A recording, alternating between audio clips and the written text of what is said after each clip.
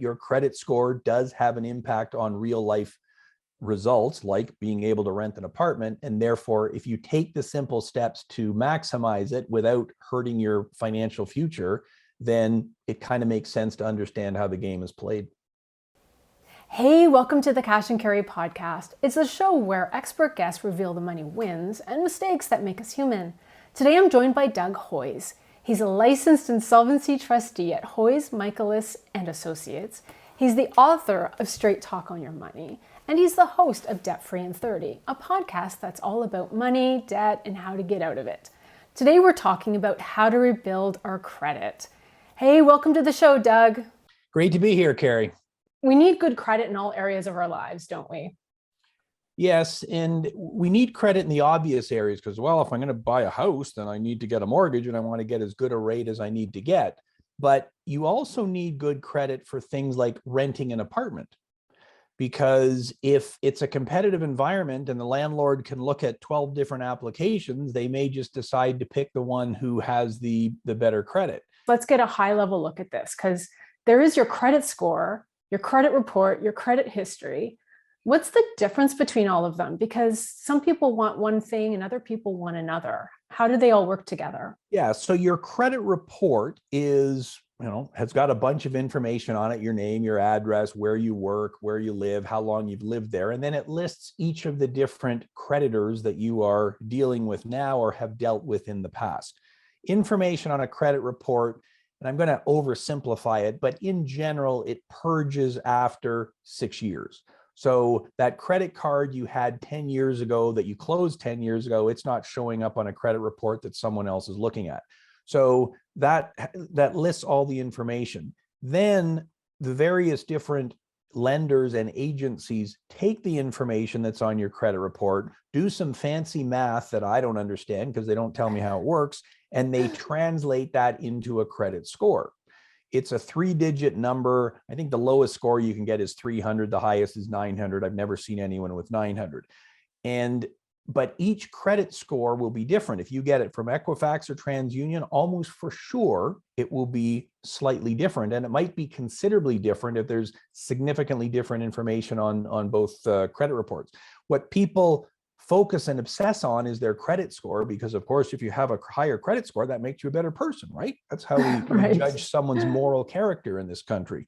But it's the credit report that's actually more important, because that's the raw information that is used to generate the credit score. If you can clean up the mistakes that are on the credit report, then you're much more likely to have a more appropriate credit score. Right. So we should focus on improving our credit history.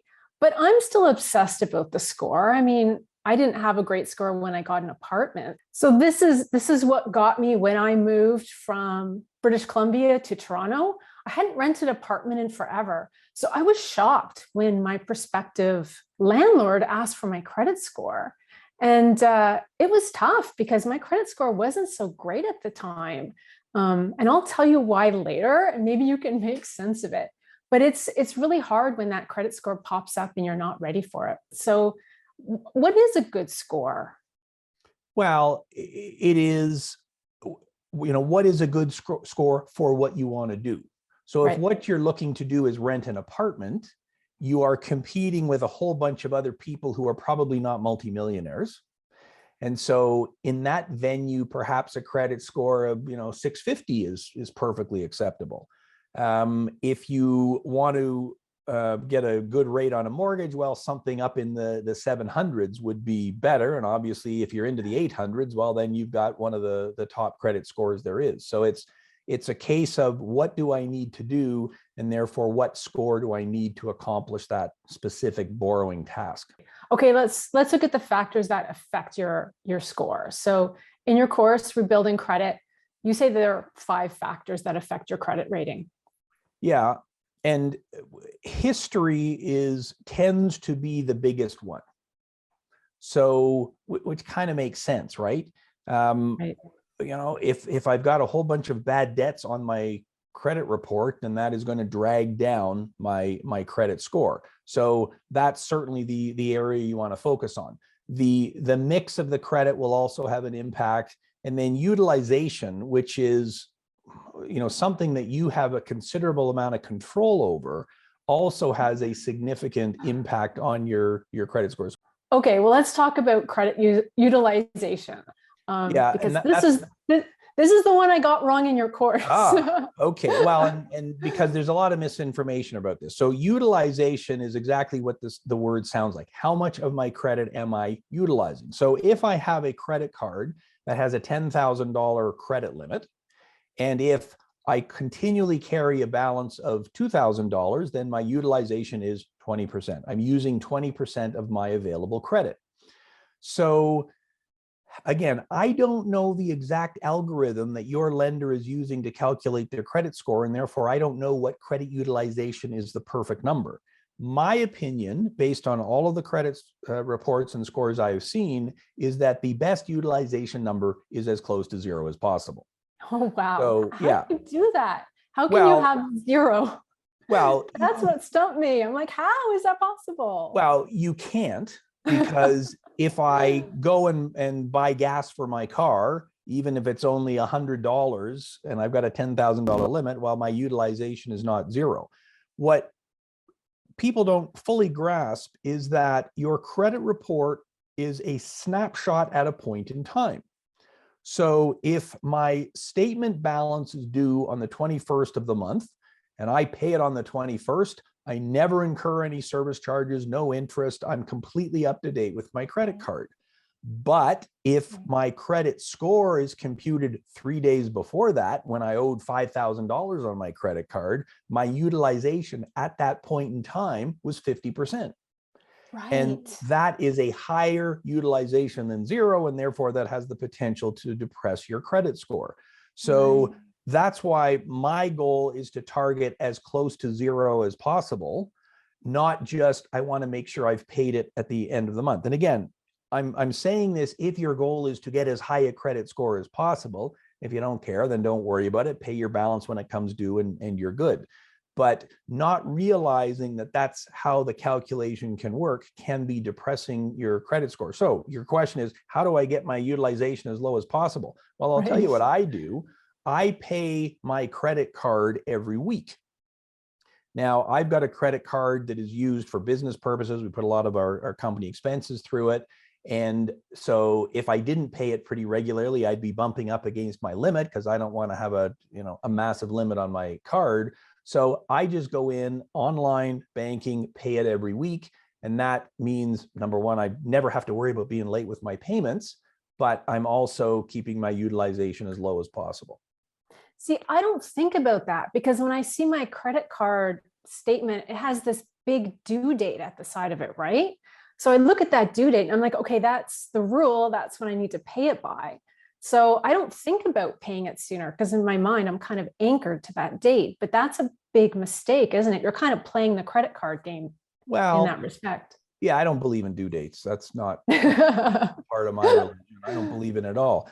I believe, and again, if your goal is I don't want to have any late fees or pay any interest, then yes, pay your bill on the due date. Here's the problem with that. Does your paycheck come in on the 21st of the month, which happens to be when your credit card is due? Probably not. No, I'm self-employed. It's random when I get paid. Exactly. And even if you have a conventional job, you're getting paid weekly or bi-weekly or semi-monthly. There's a few jobs where you're paid monthly, or if you're on a pension or some other monthly thing. But most people, more than half of Canadians who are employed, are paid either weekly, bi-weekly, or semi-monthly. That just makes intuitive sense to me. So my strategy with my credit card bill, and with any other bill, you can use this with your hydro bill, your gas, your phone, whatever, is to pay it as often as I get paid. So if I get paid bi-weekly, why not just take my paycheck and say, okay, I'm going to pay half my phone bill, half my hydro bill, and whatever's owing on my credit card today. And that way I'm never going to be late because I'm always paying in advance. And that's how my cash flows. So it makes it that much easier. Now I understand it's kind of hard to do that with rent because your landlord doesn't want you paying bi-weekly and whatnot. But if you want a strategy to keep your utilization as low as possible, there's a strategy right there. Pay your credit card as often as you get paid. See, and that's the strategy I didn't know about when I went to rent an apartment in Toronto. Because before moving, I thought, okay, I'm going to clean up my financial life. I had 2 credit cards. One of them I'd had for just over 10 years and I never used it. So I thought, okay, I'm just going to close this account because I don't need it.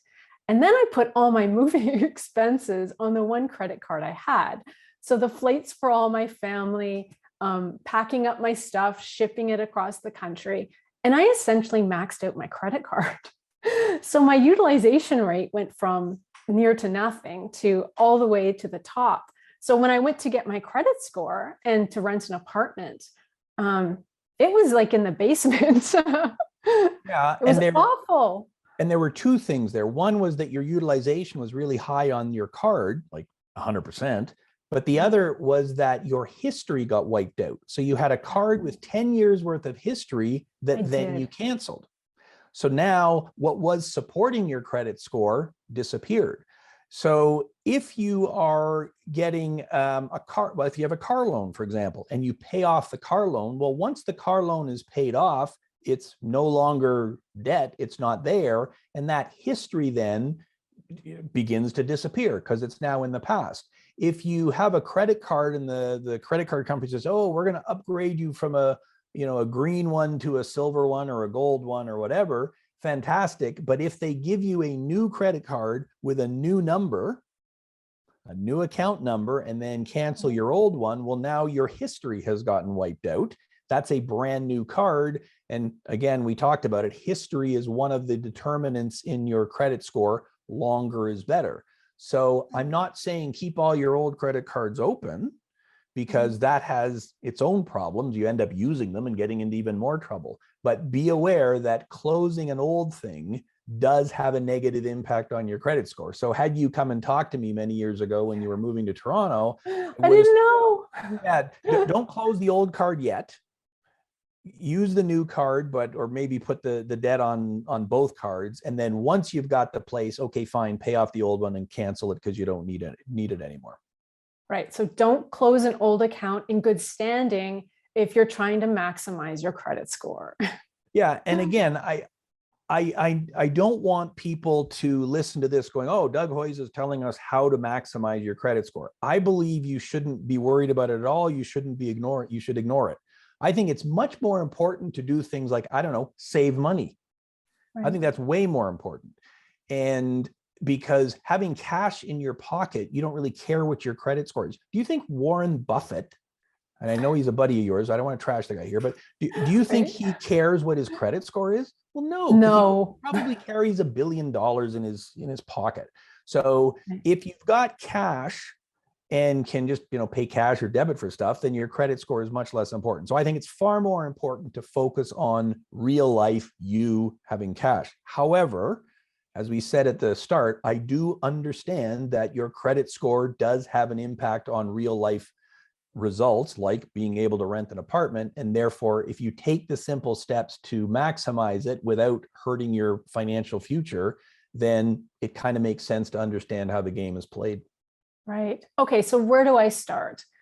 How do I improve, rebuild, or repair my credit? Because if I'm starting from not a great place and I want to improve, where do I go? Number one thing I would do is I would go to TransUnion and Equifax and get my credit report. So you got to start with a base thing. So you can get your credit report for free from both of those agencies. Now we're recording this in the year 2022, I believe. I think I've got my years right. And at the moment, you can go online and get your credit report from both of those people for free. You don't even have to send something away in the mail. And so start with both of them, print them off, look at them on your screen, whatever, and go through them and identify any errors that are there. Because if there are errors and you can fix them, then that will probably make things better.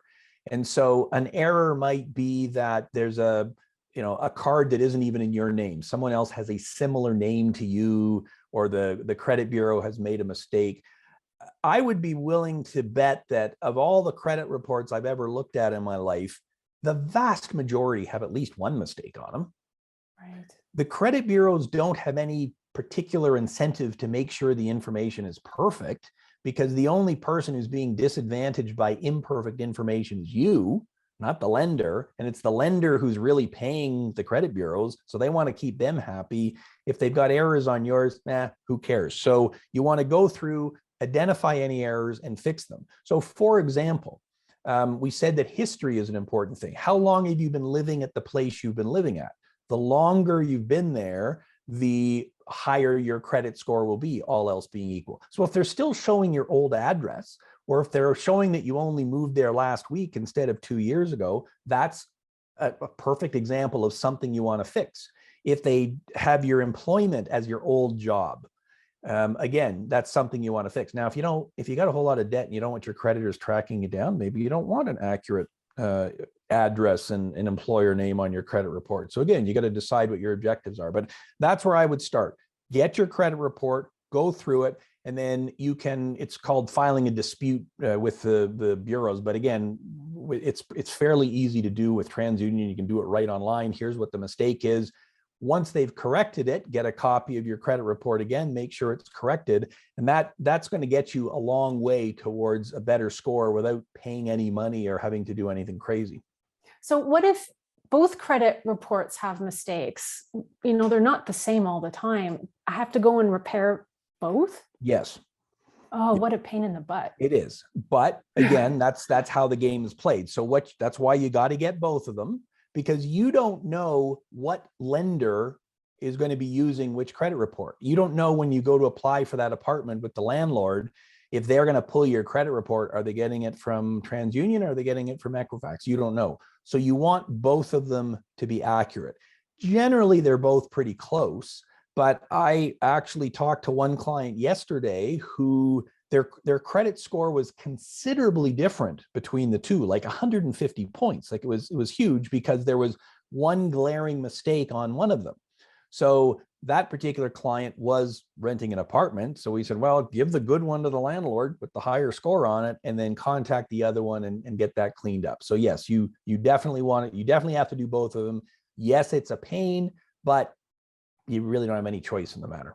So you have, in the course I read, that you have a 2 + 2 + 3 rule for reestablishing credit. I do love a good rule. Well, there you go. And I believe that rule probably originated with Richard Moxley, who is the dean of the credit game here in Canada. And the rule is, if you're shooting to get as good a credit score as you can, and this would be particularly for someone who's going through a rebuilding phase. Maybe they've filed a bankruptcy or a consumer proposal and it's been finished. Maybe they're young, maybe they're a new immigrant, whatever. Then what you want to shoot for is 2 new trade lines, so credit cards, loans, whatever, that have an authorized limit of $3,000 or more, and they've been open for 2 years. So that's the 2, the 3, and the 2, or 2, 2, 3, whatever order you want to do it with. So when someone goes through, let's say, a consumer proposal with my firm, they pay it off, they want to now begin the process of intensively rehabilitating or reestablishing their credit, I'd say, okay, first thing I would do is I would go and apply for 1 credit card. And again, this is if you want credit. If you don't, then don't do any of this. And a chunk of my clients say, you know what, I'm never borrowing it again. So fantastic. Don't worry about your credit score then. But for those who do, I would say, okay, go out and apply for, 1 credit card. And, I'm not going to, I'm not going to, yeah, 1. And the reason it's 1 and not 57 is everything you apply for will be potentially a hit on your credit report. And so if you want to finance a car and you go to this car dealership and then 2 weeks later go to this one, 2 weeks later, and you just keep going from car dealership to car dealership for 3 months, and you get to turn down at each one, that's going to continue to lower your credit score. So you don't want to be applying for too much all at the same time. Now, if you go to 5 car dealerships in the same day, that's not going to hurt your score much, because people understand what shopping around is. But if you apply for a whole bunch of credit cards all of a sudden, that's going to hurt you. So you start with 1, and maybe you get a $500 limit, $1,000 limit, whatever it is. Okay, cool. Use that for a month or 2 or 3. Make sure you're paying it off in full, whatever, and then you apply for a second one. And because you've already got the first one, that maybe bumped your score up a little bit. So now you qualify for the second one. So now you've got 2 credit cards with $1,000 limit on each. And 2, not 50, 2. And then You wait a few more months, go back to the first card and say, hey guys, will you bump up my score? Or sorry, will you bump up my authorized limit by, a couple of grand? So, and if you've been good, likely they will. In fact, even if you don't do anything, with the passage of time, they're probably going to increase your limit anyways.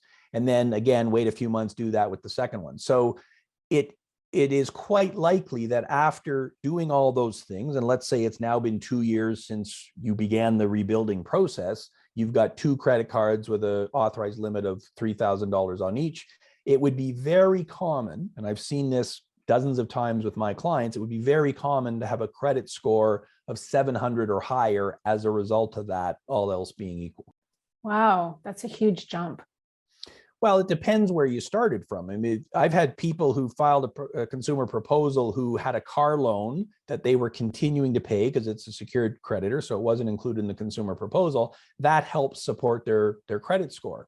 In fact, I've had lots of people file a consumer proposal or bankruptcy with me when their credit score was 700 or higher. But they were at the point where it's like, okay, I've been playing this game and juggling all these debts for so long. I haven't missed a minimum payment, but I can see the train coming down the tracks. I've got to do something. So in those cases, the filing of the insolvency will drop their credit score quite a bit.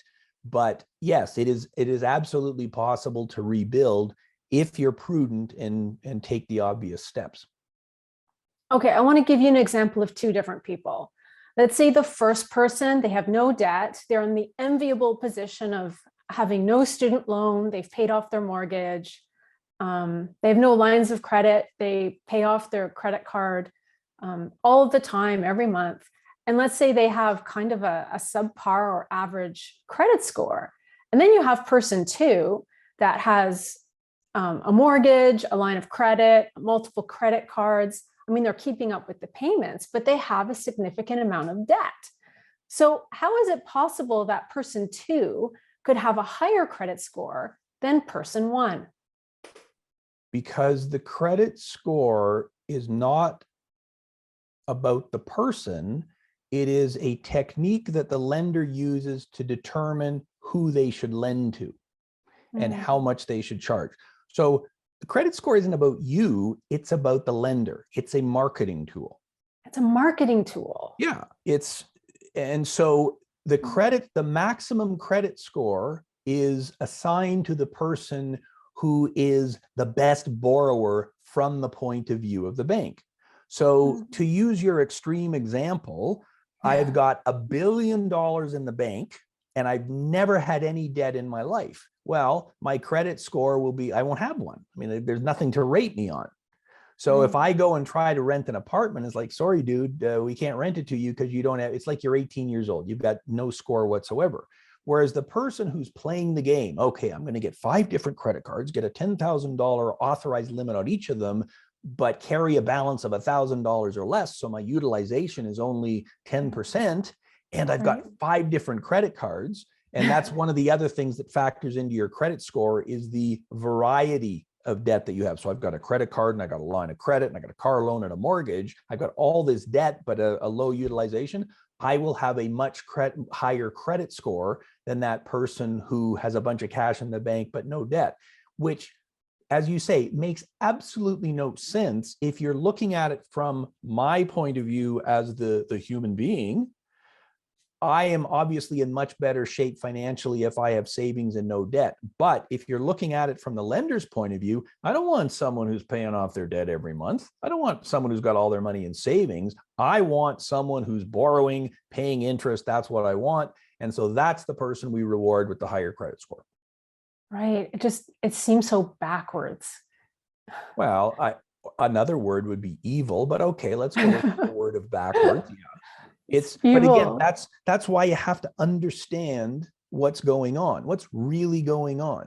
And if you can figure that out, it's like, okay, now I understand why I really shouldn't be obsessing over my credit score. Because if your entire objective in life is to have as high a credit score as you can get, then what are you going to do? You're going to have multiple credit cards. Maybe you'll carry a little bit of a balance. Maybe you'll, do those kind of things. Whereas what you did when you moved to Toronto was you said, hey, I don't need that other credit card. I'm going to cancel it. That was the correct thing to do from your overall financial health. Can't get into any trouble if I don't have that credit card.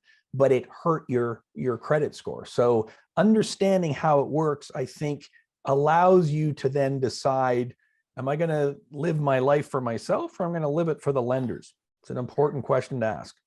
Right. But I think it kind of leads to like a gamification of the system, though. Like if I gamified it, then I would have, had less competition to get an apartment. It's so weird to me. Yes. And so long as you understand that you're playing the game, then that's fine. If you're, so you say to yourself, okay, I understand it's a game. I want to increase my chances of getting the apartment that I want. So I'm not going to focus on saving lots of money. I'm going to focus on having a couple of credit cards and playing the game and keeping my old ones open and whatnot. But I understand it's a game, and I'm going to play the game how I want to play it. I'm not going to use the credit card any more than I need to. I'm not going to carry unnecessary balances, all that kind of stuff. So I'm fine with playing that game if that's how, if it gets your objective. Because my ultimate goal for everyone is, my ultimate advice is, you're the boss. That's it. That's the whole thing. So if you're in charge and you're the one making the decisions and you're not being manipulated by it, then I think you can make those decisions for yourself. You had a great podcast with Dan Ariely, which is all about that whole thought process, what's really going on. And I think if you can be understanding what the game is, then you can choose how to play it or not play it. It's entirely up to you. Right. Okay. So the last part of your How to Rebuild Credit course is all about building good financial habits, not your credit score. So what are some of the steps? How do we go about doing this? Well, and it's kind of what we talked about at the beginning. It's mostly common sense. I want to have cash in the bank. That's my thing. I'd like to have cash in the bank, or maybe it's crypto or something. I don't know what the kids are doing. No, it's not. It's probably more like an emergency fund, right? There you go. Yeah. And we have it in our mind that, oh, well, if I have a line of credit, I have an emergency fund. Yeah, no, that's not an emergency fund. That's access to credit that you've got. And that's not an emergency fund because the bank can cancel it at any time. So I would be focusing on, okay, I'm going to do what I can to improve my credit. I'm going to, clean up the mistakes. I'm going to have maybe one or two credit cards, no more. But when it comes time for me to finance a car, for example, the bigger the down payment I have, the easier it is going to be to get that loan. And of course, the less I will pay in interest. So to me, it all comes back to, as you say, good financial habits, spending a little bit less than I earn each month and tucking that away. I think you also have to step back and say, so what's my plan here? What am I trying to do? Because everyone's plan is going to be different. For some people, it's like, well, my kid is 10 years old, so I really want to focus on building an RESP for them because I've only got a few more years to do that. For other people, it will be, let my kid fend for themselves. It'll be a good lesson for them. It's much my more, kid's 10, so that's well, there you go. You see? So there's my advice to your daughter, that fend for yourself. Yeah, she needs to get a job now. Exactly. You're 10, kid. Like when I was 10, I was already 15 years old. I had a paper route. Those that's right. Absolutely. Anymore. He's going, paper route? It's all on the tablet. What are you talking about, Mom? Yeah, but no, I'm Gen X. They sent us to work right away. Absolutely. And I'm not saying that's what you should be doing or shouldn't be doing. I mean, probably focusing a bit of time on your schoolwork is probably not a bad idea either. And maybe having a life is good too. But the point is, for you have to decide what your priorities are, because you can't save money for everything. You can't have, full contributions to my kids' RESP and my RRSP and the car fund and the house fund and debt repayment and all the other things. So you got to prioritize, which means you got to actually think.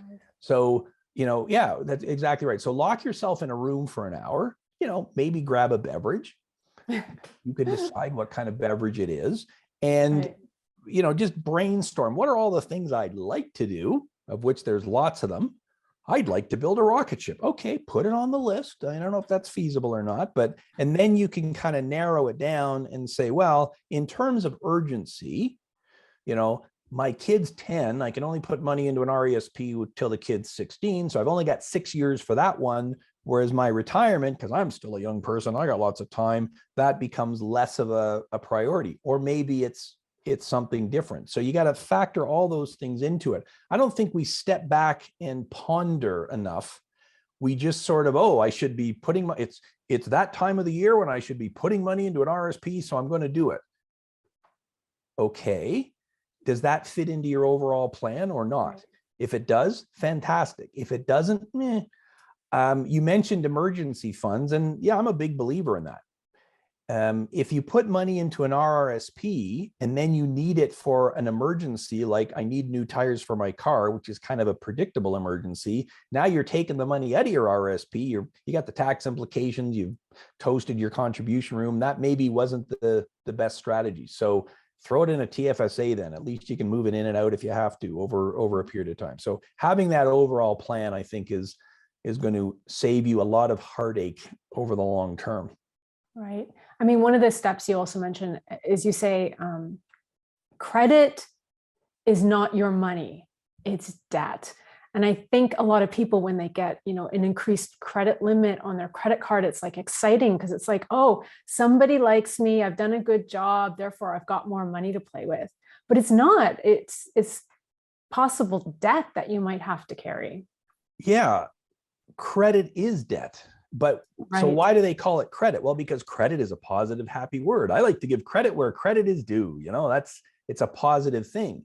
If you went to the bank and applied for a debt card, not a debit card, but a debt card, and if every time you went to the store, you said to the cashier, here, I'm going to pay for that with my debt card. In fact, I'm not paying for it. I'm going to borrow money on my debt card to pay for that. That would give you a totally different view of things. In the old days, and again, I don't know if you're old enough to remember this or not, but we used things called cash. And what it was these paper things that were in your wallet that had numbers on them. And you would go to the store and actually give them these paper things. And that made it kind of real because it was a thing you had to take out of your wallet and give to them. Whereas now there's this thing where you tap it and it just magically goes in. So we're kind of separated from what's actually happening. So I agree, you should use proper words. It's a debt card. Credit isn't a good thing. I mean, okay, there's really no moral component to it, but don't think of it as the more credit I have, the better I am. Again, what's the reason they call it a credit card and not a debt card? Well, because it makes it easier for you to borrow, to get it. They don't call it death insurance. They call it life insurance. Right. Okay, but what is it for? Well, it's for when you die. Okay, well, that's death insurance then. They call it car accident insurance so that when I have a car accident, it pays out. Shouldn't it be called? Well, no, there would be no industry if they called it death insurance, right? So understand what the words mean, and you can play whatever movie you want in your brain. You just change it to a debt card, and that may help you focus on spending less than perhaps you otherwise would have. I like that a lot because it really helps reframe what these little plastic things really are. They're not credit for us. It's not our money. It's debt. So I appreciate that's a great reframe. Thank you. Yeah. And again, there are people watching this. They're going to go, well, yeah, but the reason I use my credit card is I get points and I get the rewards. And that's fine. That's fantastic. And if you've got the cash in your bank account, and you go to the store and you buy the thing and you get your rewards and then you go home and clear the card off, fantastic. You played the game beautifully. You got the rewards and you didn't have any of the downside to it. That's fantastic if that's what you're doing. But again, that's understanding what you're doing and playing the game to your advantage. Good for you. I'm all for it. Now, you've mentioned a consumer proposal a couple times. When I first met you, I was like, what is this thing? It's kind of like the best kept secret in a tool that you guys have. Yes. So if you have more debt than you can hope to repay, and if you have debt, my advice is, well, pay it back. Figure out how much you've got each month, start sending that to the people you owe money to. It's always better to pay it off on your own because, of course, that is going to have the most positive impact on your credit score. If you file a bankruptcy or a consumer proposal, that's going to have a negative impact on your credit score, but it will get rid of your debt. So it's something you do when you have really no other option. I think we all conceptually understand what a bankruptcy is. Okay, I'm going to lose my stuff and it's kind of bad. In a consumer proposal, it's an alternative to bankruptcy. We're going to the people you owe money to and we're making a deal. We say, look, I know I owe you 50 grand. I can't pay it all back, but based on my income, my situation, how about I give you, 20 grand? That's a better deal. Well, yes. And so a typical consumer proposal might be something like $300 a month over 5 years. That would be $18,000. And so we go to the creditors with that deal. Every creditor gets one vote for every dollar you owe them. So the bigger guy has more sway than the littler guy. And if more than half of the dollars say yes in a consumer proposal, then it's a done deal. So we don't even have to get everyone to agree. We just have to get most of them. And in the vast majority of cases, they agree, because I go to them and they say, hey, look, I'm Doug Hoyes. I do two things, bankruptcies or proposals. If you don't accept this consumer proposal, guess what? The person's going to go bankrupt and you're going to get less. So you're not getting everything in a consumer proposal, but you are getting more than what you would get in a bankruptcy. And so if it's a fair offer, most of the time they're going to agree to it. Wow. So, I mean, a lot of people don't know about this tool because they go to, say, credit counseling, where it's a completely different process, but you're not cutting a kind of deal like you are. You're basically repaying a lot of the debt. Well, yes, a consumer proposal is governed by federal law, so it's not something I made up. Credit counseling is essentially an informal arrangement. And so there are, lots of perfectly good not-for-profit credit counselors out there. What they can do is work out a plan where you repay the debts in full, but they can get the interest waived in most cases. So, okay, I got $50,000 or $60,000 worth of debt in a credit counseling plan, a debt management plan. You end up paying, $1,000 a month for 5 years. That would be $60,000. Where in a consumer proposal, in the example I gave earlier, maybe you end up paying $300 or $400 a month instead of $1,000. They both show up on your credit report as an R7, kind of the settlement category. But with the consumer proposal, the payments may be considerably less.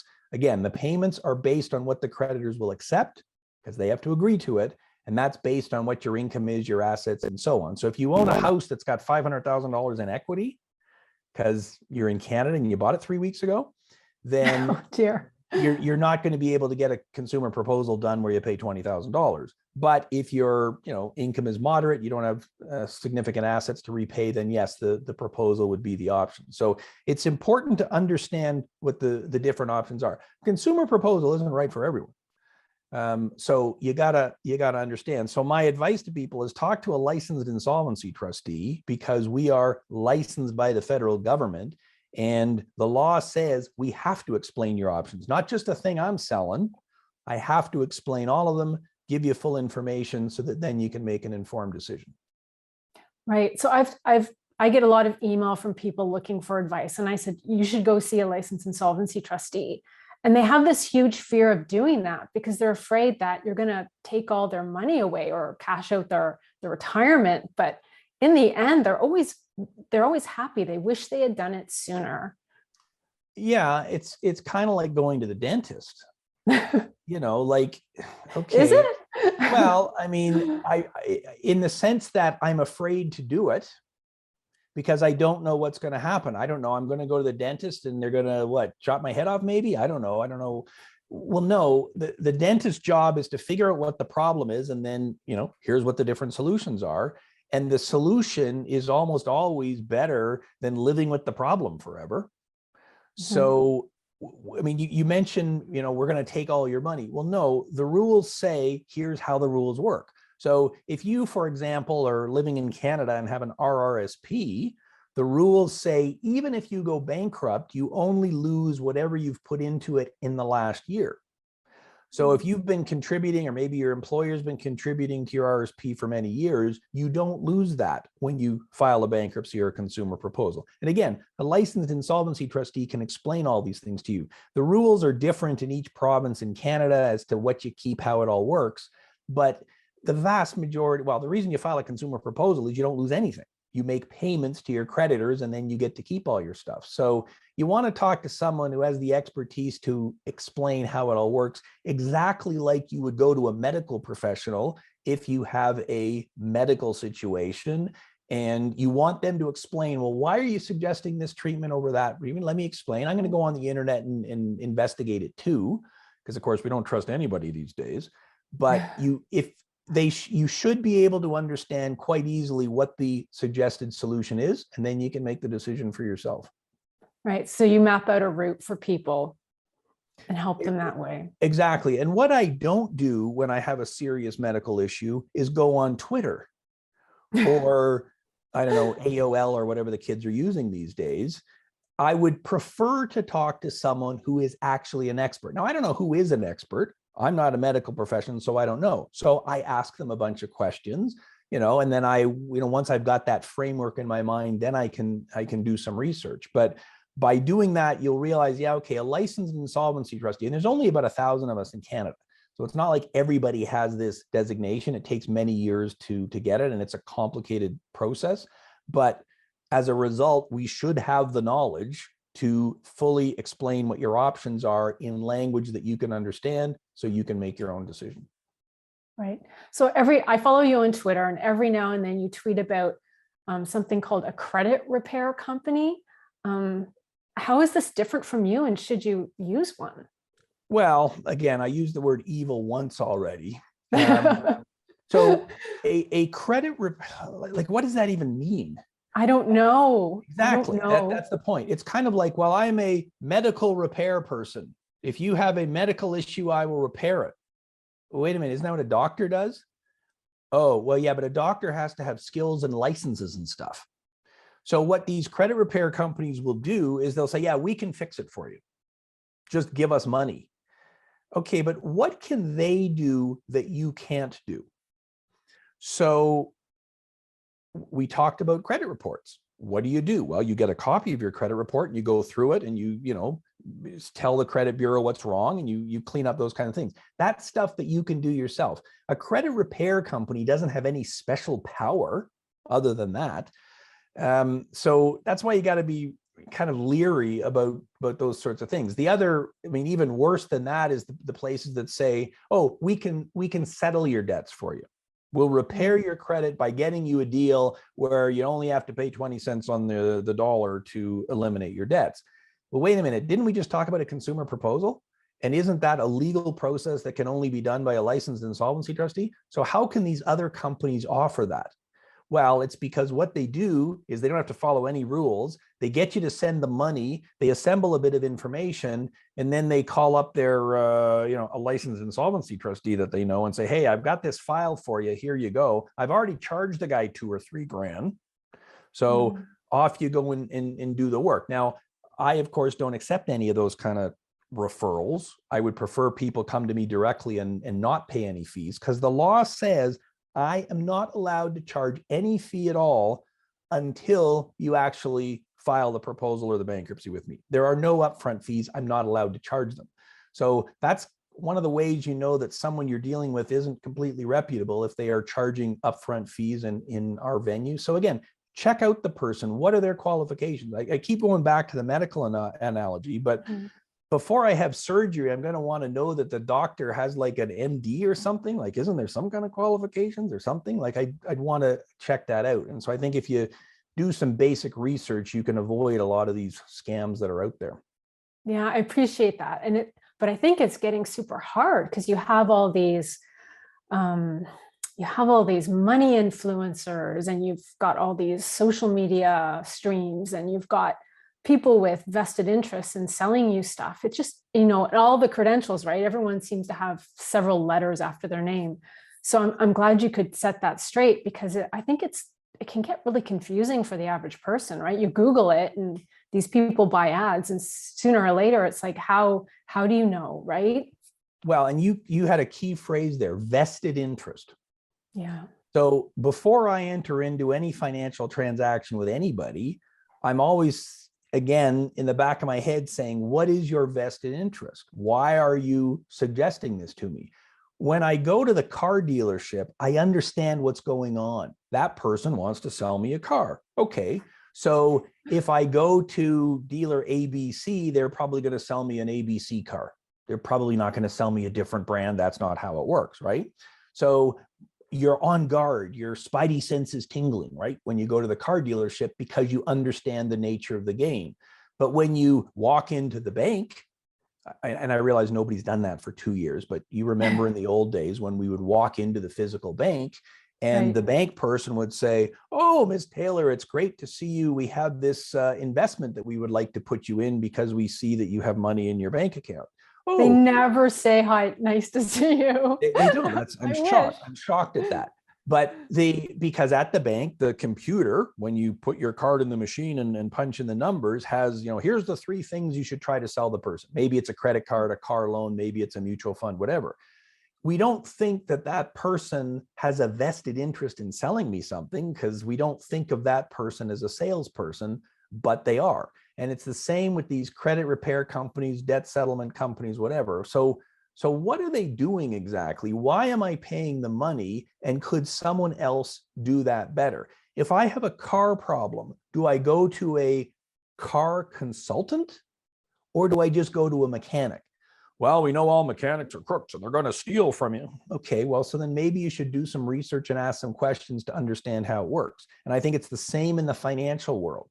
So how do you get paid exactly? Are you on a commission? How does it work? When you come in to see me, I'll tell you exactly how I get paid, because it's set by the government. Every licensed insolvency trustee gets the same percentage of the pot in a consumer proposal. So, and we show you right to the penny, here's how it all works. So if you can ask some questions and understand what's in it for the other person, I think that gives you at least a bit of a guide as to where you want to go with it. Yeah. And I think people just need to not be afraid to ask those questions, especially when you're coming from a place of being in financial trouble. It's really hard to ask those questions because you feel vulnerable, right? So well, and you're embarrassed, because totally. when someone comes to see me, this is the first time probably that they have been in this situation. I mean, think about it. How can you possibly have debt if you didn't at some point in the past have good enough credit to be borrowing that money in the first place? So something was going right. You were able to get the credit card, the car loan, the bank loan, whatever, and then something happened to make it not as right. Might have been a medical issue, a marriage breakdown. There was this thing, I don't know if you follow the news or not, Kerry, but there was this pandemic something or other that happened. And that made a big change to a whole lot of people's lives for a couple of years. So as a result, there are people who are worse off now than they were in the past. But we think about what it was like, oh man, things used to be going good. I kind of blame myself that things are going bad now. Well, it could have just been circumstance, because that's usually what it is. Stuff happens. So you're much better to, suck it up. Don't worry about the embarrassment. I'm not judging you. I mean, I'm meeting with a bunch of people every day. I don't have time to judge people. When I go to the dentist, is the hygienist judging me because I didn't? Oh yeah, she is. She probably God is. floss. Probably is. But you know what? So what? I'm So doing what? it anyways. I don't care. I'm Right. worried about myself. I'm not worried about anyone else. So you've just got to do it. Debt problems, money problems are not going to go away on their own. It's unlikely you're going to win the lottery tomorrow. So, and I know I won't because I don't buy a ticket. So you can't just hope that things are going to just maybe, turn around. Do the math. You talked about the credit card statement that has at the top of it, here's what your minimum payment is. And if you only make the minimum payment, it will take 400 years to pay it off in full. I don't have 400 years. I don't have that kind of time. So you're better off suffering through a minor amount of embarrassment and dealing with the problem and getting on with it. Right. And I mean, a large number of people that find themselves in financial difficulty are there not because they're buying a lot of stuff for kicks and giggles. They're actually having trouble keeping up with the cost of living, right? Like that's what blew my mind when I first started writing. Like this just paying rent, paying food, even paying daycare, these things can add up. And next thing you know, you're on a slippery slide. And it's not because you went out and bought, a ton of gadgets. Yeah, absolutely. The vast majority of people I'm helping, it has been circumstance as opposed to I went to Vegas and blew all my money. The cost of living has been going up over the last number of months, if I'm to be believed, if the media is to be believed, and I do believe it, because when you go to the store, it costs money. Yeah, exactly. Yeah, so, groceries are blowing my mind right now. Yeah, it's obvious. Like that's how much it costs. But wages are not growing as fast as expenses are. And frankly, they never do. Inflation is a hidden tax on all of us. So it's no wonder people get into trouble. My average client, and I'm based primarily in Ontario, has take-home pay each month after taxes of around $2,600. Now, of course, we all understand what an average is. Some people are way higher, some people will be lower. But I mean, your story about renting an apartment in Toronto, you should see what they cost now. It would not be unusual for someone to be paying $2,000 to rent an apartment in Toronto. That's kind of hard if you got $2,600 a month coming in. So obviously in that situation, you got to have a roommate, you got to live outside the city, whatever. But when you add in all of those other costs, all of which are going up, it's not a shock to see that people just don't have the money to support it. My clients, and again, these are the people with an overwhelming amount of debt, have roughly a couple of $100 a month that they can use for debt service, making their minimum payments, interest payments, whatever. But because of the level of debt they're carrying, which is up in the $50,000 range, their carrying costs are something like $1,200 a month. Well, there's $1,000 shortfall a month. There's no way that they can possibly be surviving, and that's where these more extreme but more permanent solutions are required. Fair enough. Okay, is there anything we've missed? Is there anything you'd like to add? Oh, we could go on for many hours, but I think my concluding comment is what I said earlier. You are the boss. So it doesn't matter what anyone else thinks, what anyone else is doing. You decide what's important to you, and then you forge the path to that. And just, shut out all the noise. Don't worry about what all the influencers are doing. Do a bit of research, understand the basics, and move forward. Fair enough. Where can we find you, Doug? Right here. I'm right here, Kerry. Oh, you mean big picture? Online. Yeah. So Twitter is my name, Doug Hoyes, DougHoyes. I kind of go in fits and starts. I can't stay on there too long because it's kind of, you got to wash your hands after you're there. My company's website, again, it's my name, hoyes.com, HOYES.com. And we've got tons of information on all of the things we talked about. We've also got a YouTube channel, which I'm guessing is Hoyes Michaelis. And then my podcast, which you've been on a number of times, Debt Free in 30, which is on YouTube and every podcasting app. Once a week, we talk about these types of issues and many more. Right. And your course is available on your website. And I'll put the links in the show notes before. I think everyone should do the course. I learned so much from it. It's really quick. It's only about 45 minutes, and it's just packed full of so much information I wish we all learned previous. We tried to distill it down to here's the things you know. So yeah, you go to courses.hoyes.com, and you're right, there's links on our website as well.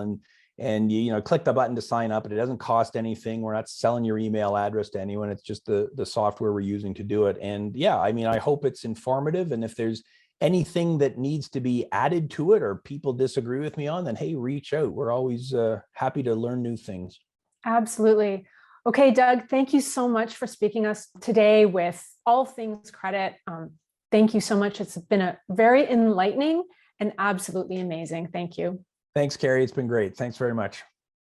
Thank you so much for tuning in today. I always love talking to Doug, so I'm really curious to hear what you think. What was the biggest insight you're taking away from today? I want you to leave a comment below and let us know. Now, as always, we've got some of the best conversations happening over at squawkbox.com. So head over there right now and leave a comment. And if you're not already subscribed to our email list, I don't know what you're thinking. You'll get access to our free budget bundle that'll help you get a fresh start with your money. It's got over 100,000 downloads, so you know people love it. Get it now. Thank you so much for tuning in today, and I'll catch you next time. It stumped me a little bit. Uh-oh.